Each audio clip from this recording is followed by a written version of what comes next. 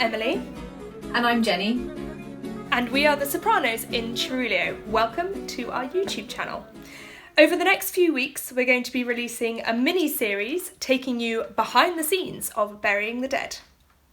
Burying the Dead is our staged show about the life of Henry Purcell, which we've been touring around the UK over the past couple of years. We have a stellar artistic team involved in the project, including the playwright Claire Norban and the director Thomas Guthrie. They will be joining us as guests in future weeks, so hit the button below and subscribe to our channel so you don't miss their interviews. And today we're going to introduce you to the show. Oh, I've had a terrible night. I'm not making much sense at the moment. Can you forgive me? I always do, don't I? I'll bring your breakfast. And I better make a start on this song. It's rather a difficult one.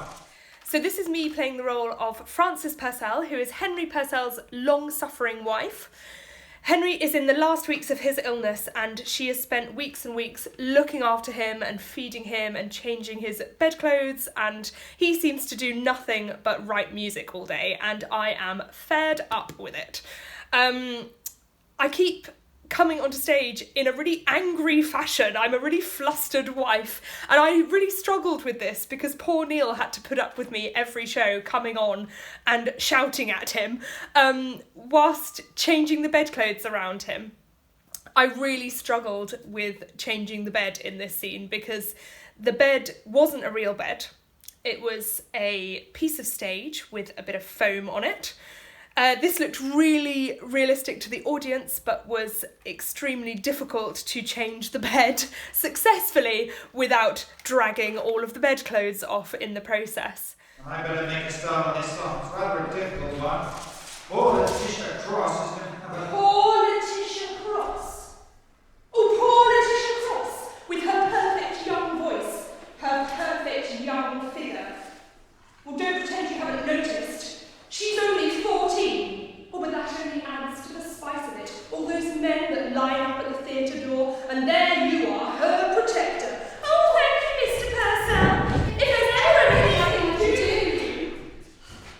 So this is our introduction to my character, Letitia Cross, who is a 14-year-old actress who Henry Purcell wrote a lot of music for, including From Rosie Bowers, which I sing towards the end of the show. Oh, thank you, Mr. Purcell. If there's ever anything I can do. Before every show, Emily and I had to have a little conversation about what exactly the line was that we said together. There were three variants that we could have said. If there's ever anything I can do for you, if there's ever anything I can do for you, sir, or if there's ever anything I can do. And we always had to take a moment just before walking on stage each show to make sure that we were going to do the same one so that no one was awkwardly hanging onto a sir when the other person had just left the stage. He had, we assume, friendly relationship with her.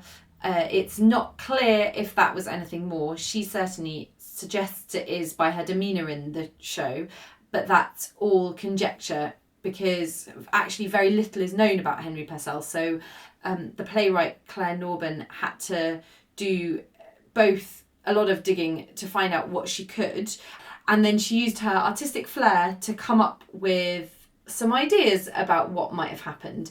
And actually all of the interactions that Purcell has with my character Letitia, it's a real question as to whether they're real or whether they're part of his feverish imaginations. And this song coming up is a prime example of that. So he's just not sure whether she's real, whether she's not. He's just been talking to his wife Frances, and then all of a sudden comes Letitia and he doesn't really know what's going on. So he's pretty confused throughout this little speech here.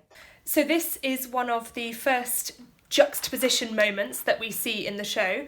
We see the juxtaposition of the flustered Frances and the flirty Letitia, played by Jenny. And this also marks the first juxtaposition between real life and the dream world of Henry's illness and the fevers that he's been having.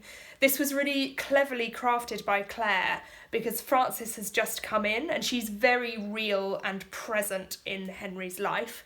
So we feel very in the room with Henry, very, very present with him.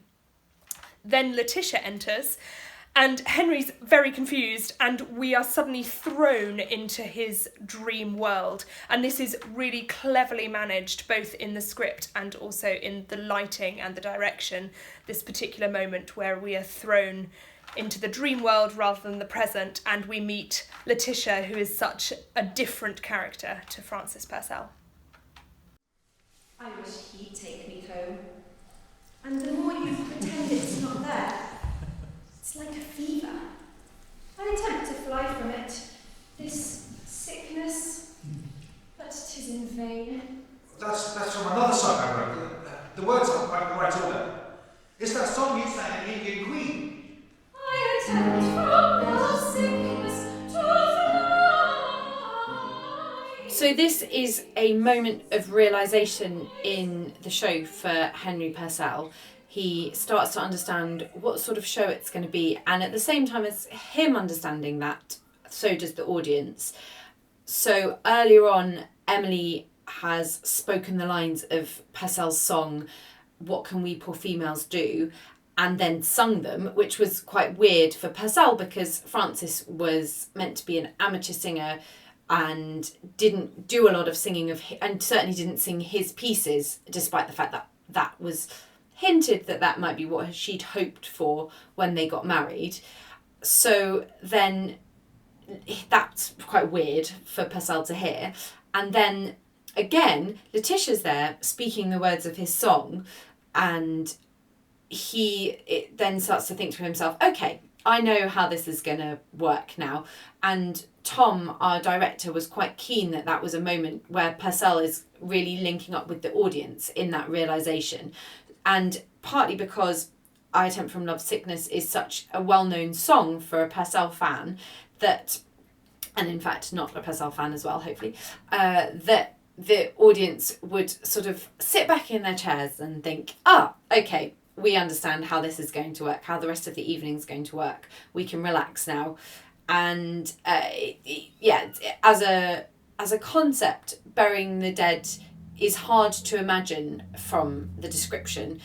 Lots of people would have arrived in a church expecting to see pretty much a concert with perhaps an actor saying a few lines, and actually what they got was this very staged performance. During this speech that Letitia gives when she's talking about saying the words of Purcell's song and he's thinking what's going on, I would always at the back of my head be thinking, what's my note, what's my note, what's my note? Because Emily's first song finished in A major and I started on a C sharp, so I would just have, for about 5 minutes before I came on stage, just an A chord going round and round in my head, and then the entire time that I was speaking all of my beginning lines I would just be thinking A, what's that note, what's that note? And then I'd just have to shoot for it and hope that it was right and know that Toby would rescue me if I needed it, but luckily it never came to that. I attempt from the sickness to fly in vain, since I am myself my own fever, since I am myself my own fever and pain. I attempt from the sickness to fly in vain, since I am myself my own fever, since I am myself my own fever and pain. No more now, no more. So this little line was one of my favourites in the whole show, when Neil comes in with "No More Now" and then Jenny sings it as part of the song. It always got a little laugh from the audience, which made me really happy because we'd worked so hard on getting this line in exactly the right place.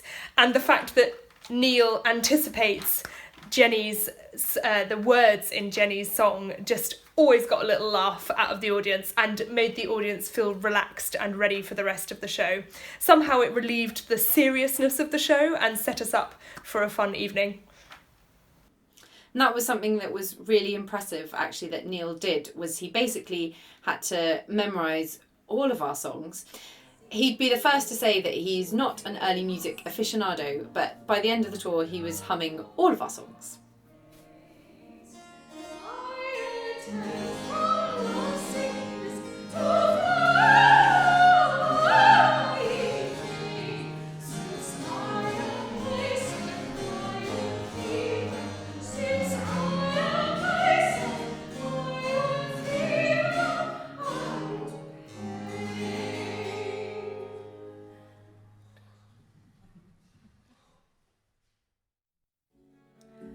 Thanks for watching.